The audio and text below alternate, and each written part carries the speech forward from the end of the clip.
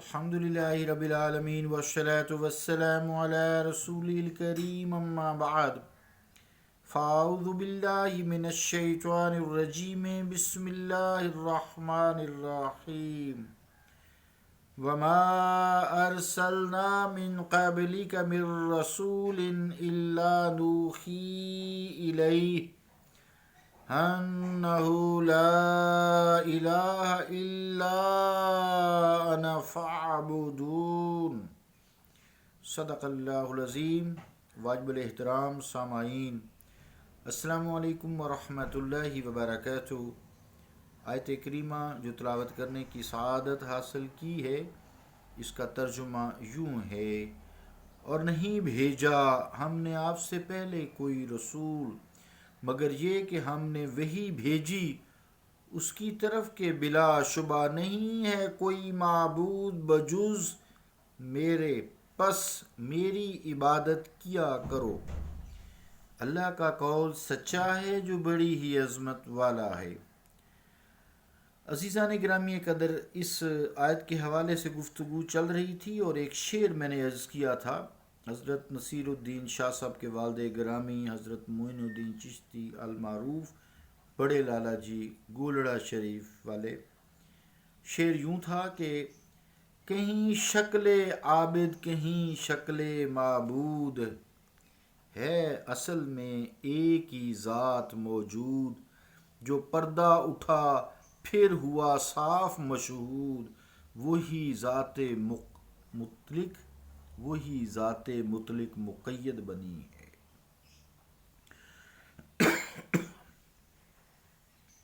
عزیزان گرامی قدر، السلام علیکم ورحمۃ اللہ وبرکاتہ۔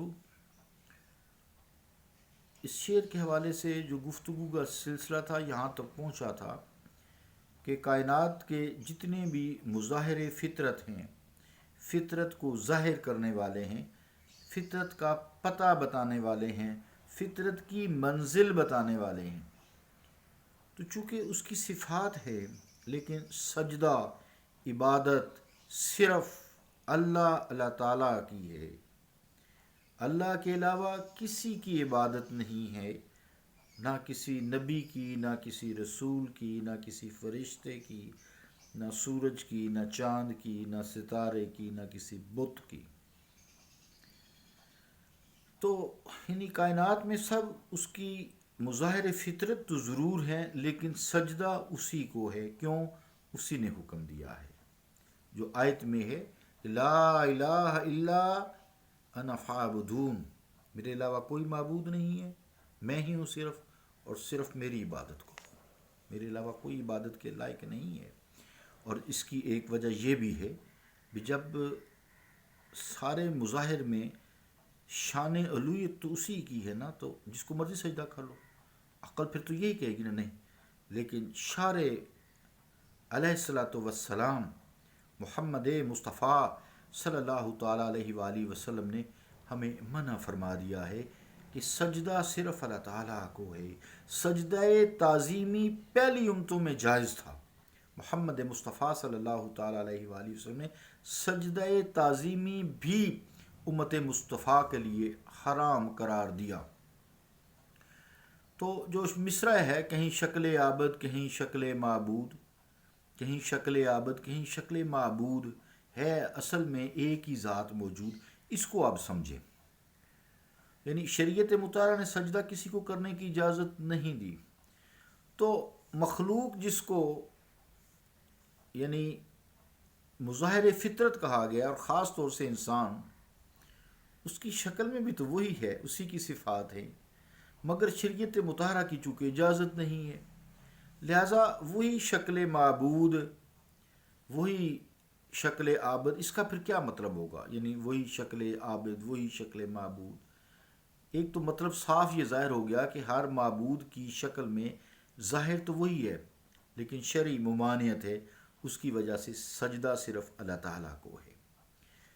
وہی شکل عابد وہی شکل معبود کی مزید تشریح، تاکہ عوام جو ہیں وہ پھر رفع شک چاہیے نا، ان کے لیے شک میں پڑ جاتی ہیں کہ بھئی یہ کیا بات ہے کہ جب وہی شکل ہے، وہی عابد ہے، وہی معبود ہے، تو پھر تو ایک مسئلہ سا جو ہے الجھ سا جاتا ہے کہ جب معبود سے مراد اگر یہ لیا جائے، معبود حقیقی لیا جائے، تو شکل کی بجائے پھر اصل معبود کہنا پڑے گا. آسان ہو گیا نا کام. اصل معبود کہنا پڑے گا، وہ تو وہی ہے. اس لیے کہ معبود حقیقی جو ہے یعنی اللہ رب العالمین جو ہے وہ شکل سے پاک ہے، اس کی کوئی شکل صورت نہیں ہے، رنگ بو یہ سب شکل سے وہ پاک ہے. تو جب یہ انسان سوچے کہ اللہ رب العالمین شکل و صورت سے پاک ہے، مختلف شکلیں مختلف صورتوں سے وہ پاک ہے، اور صرف اس کا صفات کا ظہور ہے. کنتو کنزا مخفین کو یاد رکھیں، کنتو کنزا مخفین حدیث قدسی کہ میں چھپا ہوا خزانہ تھا. فاحببت ان اعرفا میں نے چاہا کہ میں پہچانا جاؤں. فخلقت الخلقہ تو میں نے مخلوق کو تخلیق کر دیا، اپنی پہچان کے لیے مخلوق کو تخلیق کر دیا. لیکن اس کا خود کسی شکل میں متشکل ہو کر ظاہر ہونا کچھ اور ہے، یہ نہیں ہو سکتا نا. اللہ تعالیٰ شکل سے پاک ہے، اگرچہ اپنی جگہ شکل معبود کے معنی بھی درست ہیں بہت علم والے بندوں کے لیے، لیکن عام فہم لوگوں کے لیے پھر جو ہے شک پیدا ہوتا ہے. چونکہ وہ مفہوم عوام کے فہم کے زیادہ قریب نہیں ہے، اس لیے شکل معبود کی جگہ اگر اصل معبود سمجھا جائے پڑھا جائے تو عوام کو سمجھنے میں آسانی ہوتی ہے. اور جو لوگ شکل معبود کے مفہوم کو جو شعر میں ہے سمجھ سکتے ہیں تو شکل معبود بھی پڑھ سکتے ہیں، لیکن اس کے لیے سمجھ چاہیے. پھر وہ دل سے شک شبہ نکالیں گے نا کہ خالق اور مخلوق میں زمین آسمان کا فرق ہے. وہ خالق ہے، ہم مخلوق ہیں. وہ مسجود ہے، ہم ساجد ہیں. وہ معبود ہے، ہم عبد ہیں. وہ لا فانی ہے، باقی ہے، ہم فانی ہیں. بہرحال یہ جب ذہن میں ایسے مفہوم رہیں خالق اور مخلوق کے تو پھر کوئی بات نہیں، پڑھنے میں کوئی حرج نہیں ہے، چونکہ شعر کا وزن جو ہے پھر صحیح ہوتا ہے. وہی اصلی معبود کا مطلب تو عوام و خاص دونوں کے لیے پھر واضح ہے، یعنی معبود حقیقی اللہ رب العالمین. پھر تنزل اور مرتبہ مخلوق میں وہی عابد ہے، اور اطلاق و مرتبہ خالقیت میں وہی معبود ہے، ایک جو وحدہ لا شریک ہے. عزیزان گرامی قدر اس کی مثالیں بہت سارے کلام میں بھی ملتی ہیں، صوفیہ کرام کے کلام میں ملتی ہیں. سمجھ والوں کے لیے منزل کی ہدایت ہے، لیکن جو لوگ دل میں شک شبہ رکھتے ہیں ان کے لیے گمراہی بھی ہے. جیسا کہ قرآن کریم نے فرمایا ان اللہ لا یستحی ان یضرب مثلا بعوضۃ فما فوقها فاما الذین آمنوا فیعلمون ان الحق من ربهم واما الذین کفروا فیقولون ماذا اراد اللہ بهذا مثلا یضل به کثیرا ویہدی به کثیرا وما یضل به الا الفاسقین.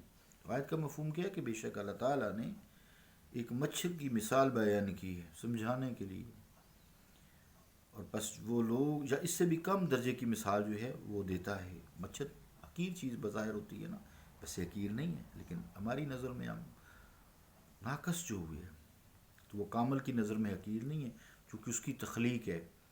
تو وہ جو مثال دی ہے اس میں جو وہ لوگ جو ایمان والے ہیں نا وہ یہ کہتے ہیں یہ ہمارے رب کی طرف سے حق ہے جو اس نے بیان کر دیا ہے، لیکن جو دل کے اندر روگ رکھتے ہیں انکار کا کفر کا تو وہ کہتے ہیں یہ اللہ نے کیا حقیر سی مثال بیان کی ہے.